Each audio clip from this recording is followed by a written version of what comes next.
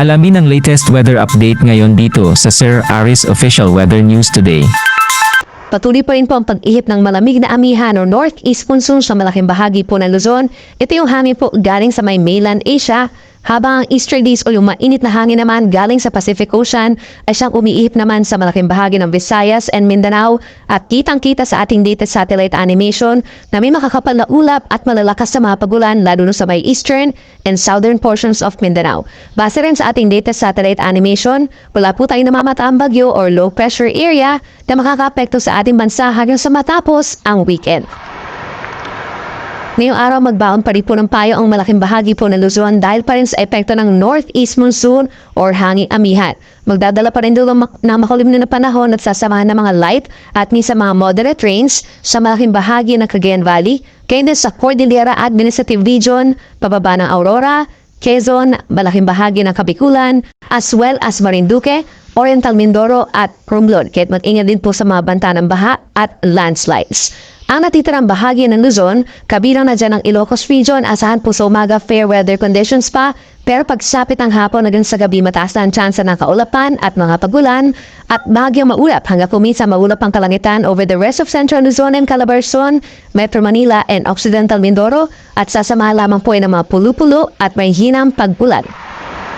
Pagdating naman sa temperatura dahil po sa epekto ng malamig na amihan, lalamig din po ang malaking bahagi ng Luzon lalo na sa madaling araw. For Metro Manila, posible pa rin na hanggang 23 degrees Celsius na minimum temperature. Dito sa may Cordillera Region, kagaya na lamang sa may Baguio, between 14 to 15 degrees Celsius in early morning, habang dito naman sa may Tuguegarao, pinakamababang 21 degrees as well as Tagaytay City. Sa ating mga kababayan po dito sa may Palawan, Western Visayas, Central Visayas, and Negros Island Region, andyan pa rin ang bahagyang maulap at minsan maulap na kalangitan na siyang sinasamahan pa rin po ng mga pulo-pulo mga paulan or pagkidlat pagpulog, epekto ng easterlies. At pinakamaapektuhan po ng easterlies ang malaking bahagi ng Eastern Visayas, makulimlim sa marami pagkakataon at sasamahan din po ito ng mga kalat-kalat na mga ulan at mga thunderstorms, so make sure po na meron pa rin dalang payo. Sa Metro Cebu, temperatura ay mula 25 hanggang 30 degrees Celsius. At sa ating mga kababayan po, dito sa malaking bahagi ng Mindanao, magbaho din po ng payong at mag-ingat sa banta ng baha at landslides dahil magpapatuloy po ang mga paulan simula pa yan kahapon, epekto po yan ng easterlies o yung mainit na hangin galing sa silangan. Pinakamatataas ang tsansa ng ulan sa may Caraga Region, Davao Region, and Soc-Sabgen at posibleng umabot pa rin sa hanggang 100 mm ang dami ng ulan sa mga probinsya ng Davao Oriental, Davao Occidental, Sarangani at South Cotabato. So dun po may pinakamatataas na tsansa na mga pagbaha at pagbuho ng lupa. Habang natitirang bahagi ng Mindanao, itong Northern Mindanao, Zamboanga Peninsula and Bangsamoro Region, mostly cloudy skies at mataas din po ang tsansa ng ulan, lalo na sa tanghali hanggang sa gabi. Temperatura po natin sa Metro Davao, mula 25 hanggang 32 degrees Celsius. Sa ngayon po magpapatuloy pa rin ang maalon na karagatan sa malaking baybayin po ng ating bansa, Northern Luzon, Central Luzon, at silangang baybayin pa po ng Quezon, Bicol Region, Eastern Visayas, hanggang dito sa may Eastern Seaboards of Caraga Region and Davao Region. Possible po yung hanggang 2.5 to 3.7 meters sa taas na mga pag-alon. Equivalent po yan sa higit isang palapag ng gusaling.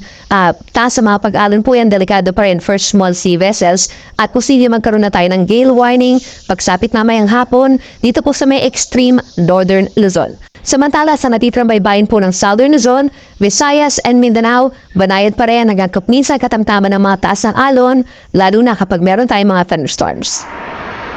At para naman sa ating 3-day weather forecast from Thursday up until Saturday, mataas ang tsansa na mga paulan natin sa may silangang baybayin pa rin o silangang bahagi po ng ating bansa dahil pa rin sa iba't ibang weather systems, kabilang na dyan ang shear line o yung pagbabalik po ng bangga ng hangin na amihan at yung mainit na easterlies, magpapaulan sa may Cagayan Valley, Aurora, Quezon at northern portion of Bicol Region, habang sa rest of Bicol Region, Eastern Visayas, Caraga at bahagi ng Davao Region, mataas din po ang tsansa na mga paulan, epekto naman ng easterlies Philippines at sa may southern portion, possible din po yung ITCZ or Intertropical Convergence Zone. In fact, meron po tayong weather advisory for the next 2 days. Ibig sabihin, by tomorrow, possible po yung hanggang 100 mm sa dami ng ulan sa may Apayao, gayon din sa Cagayan, as well as Isabela, epekto po yan ng tree line o yung manggaan nga po ng mainit at malamig na hangin kahit mataas ang tsansa na magkakaroon ng mga pagbaha sa mga low-lying areas at sa mga bulubundukin na lugar, possible din po ang pagbuho ng lupa.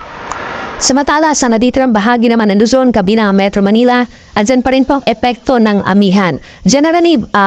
bababa po yung ating mga temperatures at may chance rin po ng mga light to moderate rains, lalo na sa natitirang bahagi ng Cagayan Valley and Cordillera Administrative Region, as well as Ilocos provinces, at dito rin sa bahagi po ng Rizal and Laguna, may mga areas din po na magkakaroon ng mga light to moderate rains, pero kapansin-pansin pa rin ang pagbaba ng temperatura, lalo na po sa araw ng Friday. At sa natitirang bahagi naman ng Visayas and Mindanao, andyan pa rin po mga pulo-pulo mga paulan or pagtid at pagkulog, epekto pa rin ng easterlies and localized thunderstorms.